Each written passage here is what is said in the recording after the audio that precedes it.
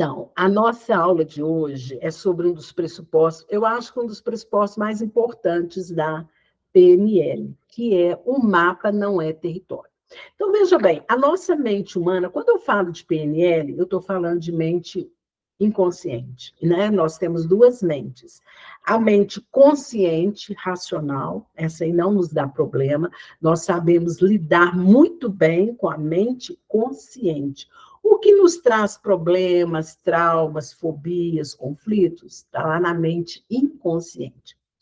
Ah, esse pressuposto da PNL, o mapa no território, ele diz o quê? Quando nós pensamos numa situação, nós visualizamos essa situação. Isso é um mapa, é uma realidade. É uma representação interna da nossa realidade, porque as realidades são diferentes. Observe, você lê um livro, e quando você conta o livro que você leu, né, o conteúdo desse livro para uma pessoa, ao contar sobre esse livro, você passa por vários filtros. Você generaliza, você distorce, você omite, e vem a representação interna. A outra pessoa que te ouviu ao contar sobre aquele livro, um capítulo deste livro, na hora que ela for ler o livro, é totalmente diferente da forma como você contou. Por quê? O mapa não é território. É até uma frase metafórica essa da PNL, né? Que a PNL também trabalha com as metáforas. Então, o território é uma realidade, ele está ali, aquilo existe, é um fato.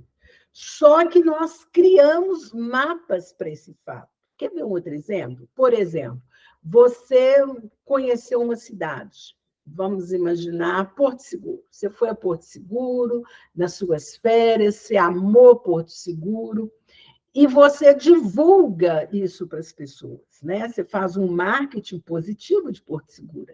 As pessoas são maravilhosas, as pessoas são calmas, as praias são lindas, limpas, ok.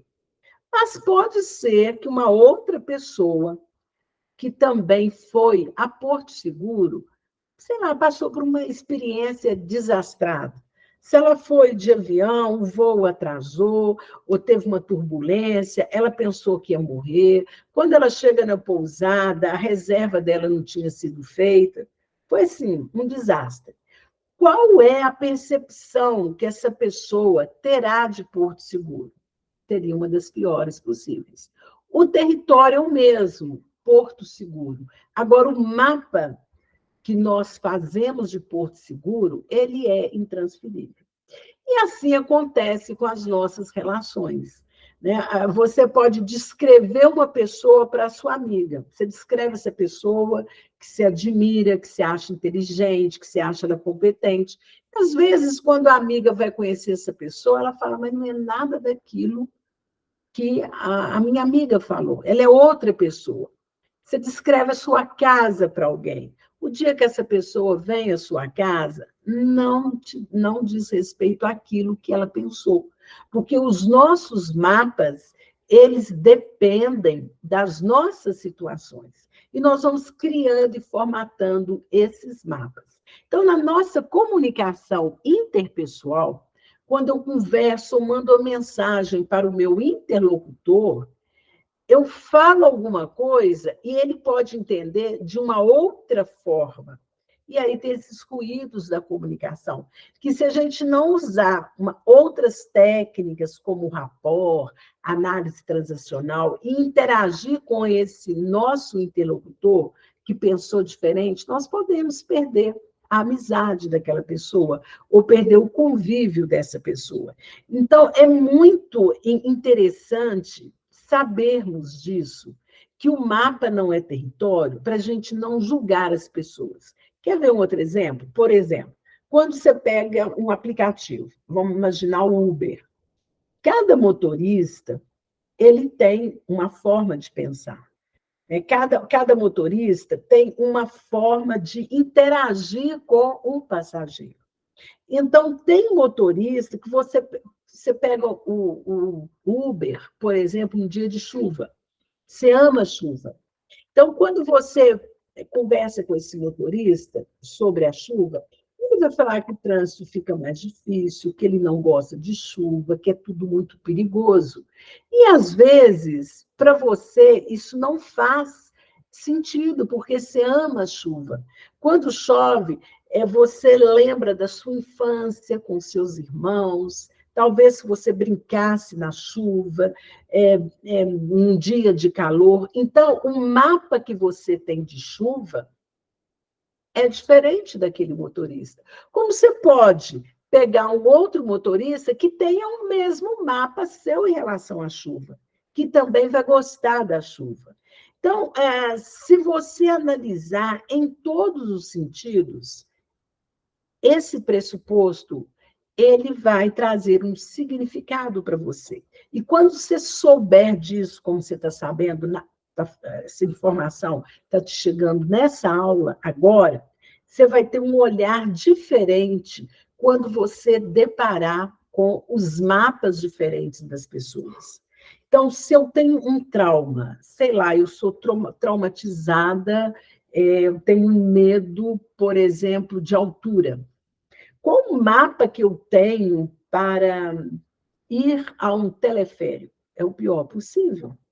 Porque a minha representação interna referente à altura me traz medo e eu não tive oportunidade, eu não quis trabalhar esse medo.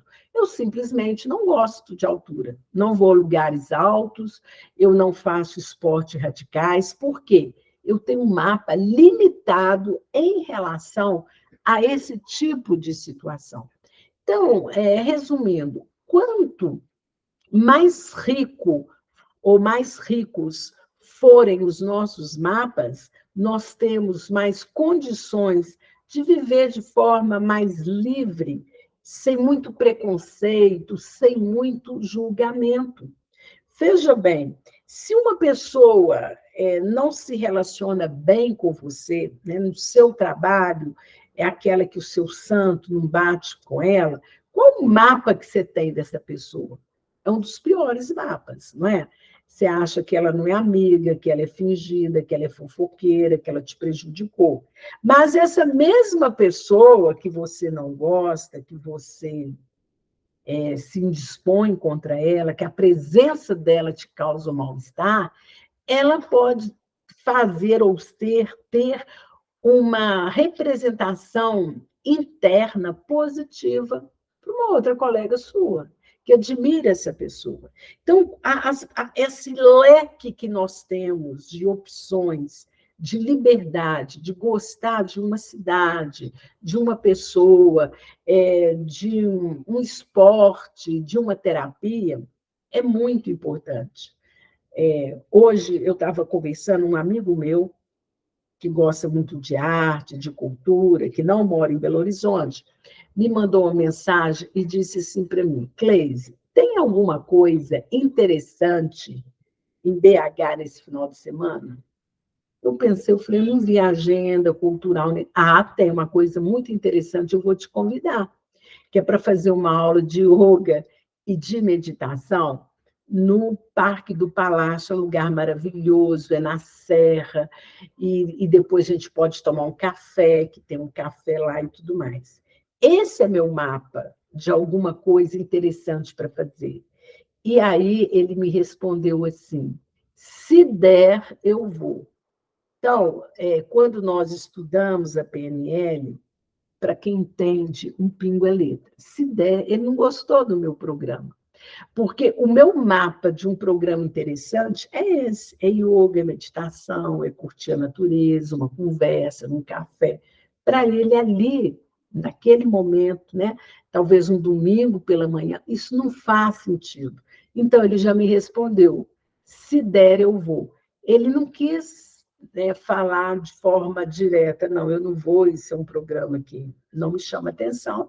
Né? Ele foi delicado, mas eu já sei que ele não vai. Então, em PNL, nós temos que estar muito atentos à comunicação verbal e não verbal. No caso desse meu amigo, eu não posso me decepcionar se ele não for, porque ele não vai no domingo.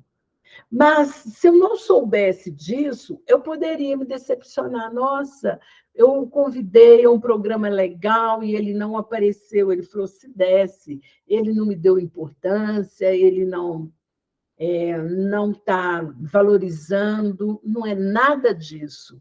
O mapa dele é diferente do meu, em relação a programas bacanas. Então, quando nós entendemos e aceitamos, porque é muito importante ter essa diferença entre entender e aceitar. Muitas vezes, a maior parte das vezes, nós entendemos tudo o que acontece nas nossas vidas, só que nós não aceitamos. Aí que está a diferença. Quando eu procuro entender, trazer esclarecimento, eu estou trabalhando com essa minha parte, o intelecto, o ego, né? Quando eu aceito, eu estou trabalhando com o meu chakra cardíaco. Então, pense aí em quais os mapas mais limitantes você tem das situações, das pessoas. Né? Me lembrei agora que as pessoas têm um mapa, academia, atividade física, né? Qual é o mapa que você tem em relação à academia, em relação à atividade física? Você sabe que é necessário, você sabe que seu corpo precisa, mas assim, não vou ficar, ter uma pessoa falando, ficar puxando aqueles ferros, né? Ou vou ficar andando na esteira sem sair do lugar. Uma outra pessoa, já essa aí bem espirituosa, falou: observa as pessoas que caminham, as pessoas que estão sempre buscando correr ou caminhar. A maioria são gordas, são obesas. Então, isso não é bom. Né? De um tom irônico, lógico, ele disse isso. Mas as pessoas, se você gosta de academias, você se sente bem, o seu mapa é um mapa rico, né? E você tem ânimo, tem motivação para fazer. Se você não gosta, você sempre vai dar uma justificativa, porque o seu mapa é um mapa negativo em relação à academia, por exemplo, que é o território. Então, pense aí quais os mapas que estão travando a sua vida e quais os mapas que te liberam, que te libertam e que você se sente criativo, livre. Eu vou ficando por aqui e te espero na próxima aula, na próxima semana. Tchau, tchau. Fique bem.